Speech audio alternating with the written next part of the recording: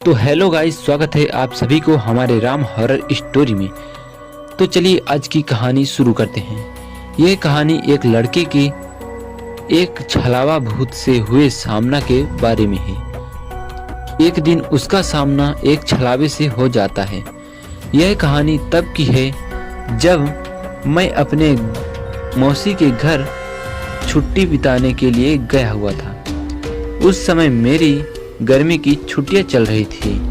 मेरे मौसा जी एक डॉक्टर हैं, तो उन्हें रहने के लिए एक क्वार्टर मिला हुआ था।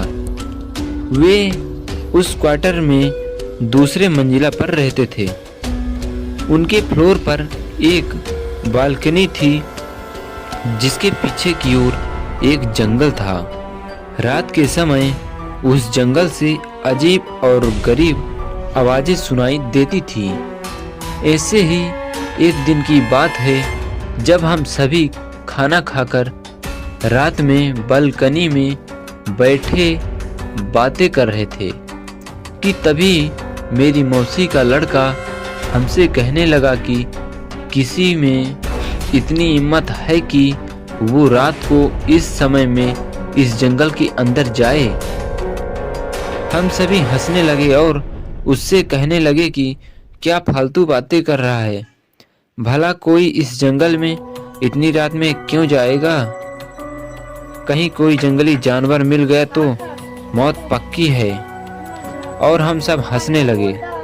वो बोला कि मैं मजाक नहीं कर रहा हूँ। मेरे स्कूल के दोस्त बताते हैं कि एक बार ऐसे ही एक लड़का उस जंगल में चला गया, फिर उसका भी कुछ पता नहीं चला।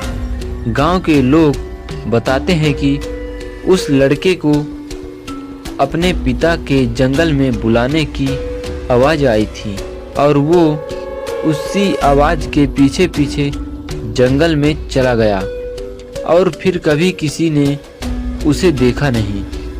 मैं हंसने लगा कि यह झूठी कहानियाँ है और वो लड़का लौटा ही नहीं होगा तो लोगों को कैसे पता चला कि वह आवाज़ उसके पिता की थी। वो बोला क्योंकि उसके पिता उससे थोड़ी दूर पर थे और उन्होंने भी आवाज़ सुनी थी। मतलब उनको बुलाने की उनकी ही आवाज़ में कोई उनके बेटे को अपनी ओर पुकार रहा था। जब वे दौड़कर वहां पहुंचा तो उन्होंने देखा कि वहां पर उनका बेटा नहीं था, इसलिए कोई भी उस जंगल की ओर नहीं जाता है।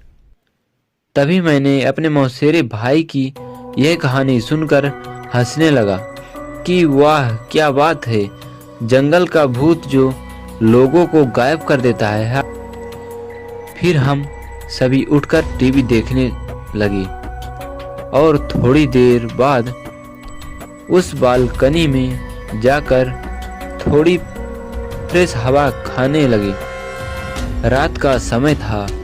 मैं उस जगह से अच्छी खासी हवा चल रही थी और मैं उस जंगल की ओर मुंह करके देखने लगा कि आखिर कौन होगा वो, क्या वो सच था कि। तभी मैंने अपने मौसेरे भाई को उस जंगल के किनारे खड़े देखा। वो मेरी ओर नजर करके हंस रहा था और मुझसे इशारों में कह रहा था कि तुम भी यहाँ आओ। मैं चौंक गया कि अभी तो वो टीवी देख रहा था, फिर नीचे कैसे पहुँच गया। मैंने पीछे मुड़कर देखा, वहाँ वो नहीं था। मुझे भी लगा कि शायद ये नीचे चला गया है और मुझे भी नीचे बुला रहा है। सोचा चलो थोड़ा घूम लेते हैं। तो मैंने नीचे जाने के लिए दरवाजे तक गया ही था कि तभी मैंने देखा कि मेरे भाई तो टॉयलेट करके बाहर आया है।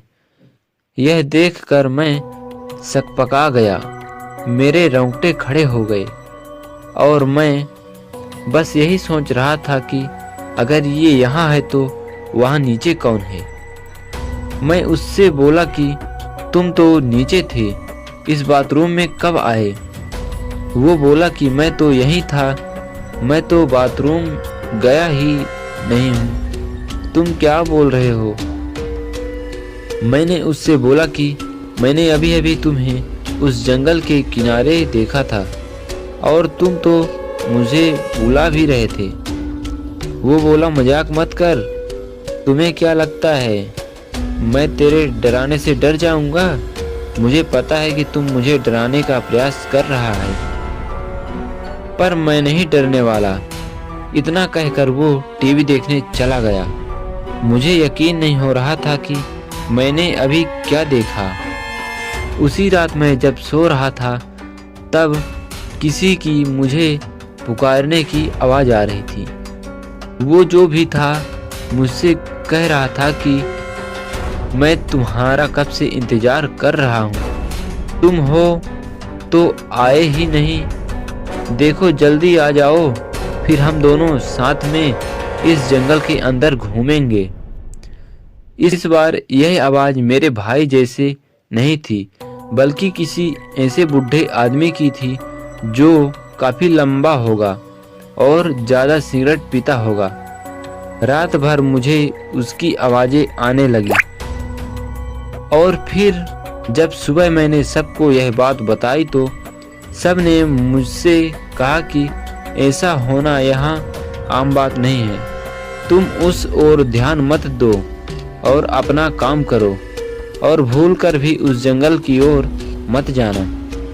उसके कुछ दिनों बाद भी मुझे उस जंगल की ओर से आवाज़ें आती रही, फिर वो आवाज़ें आना रुक गई।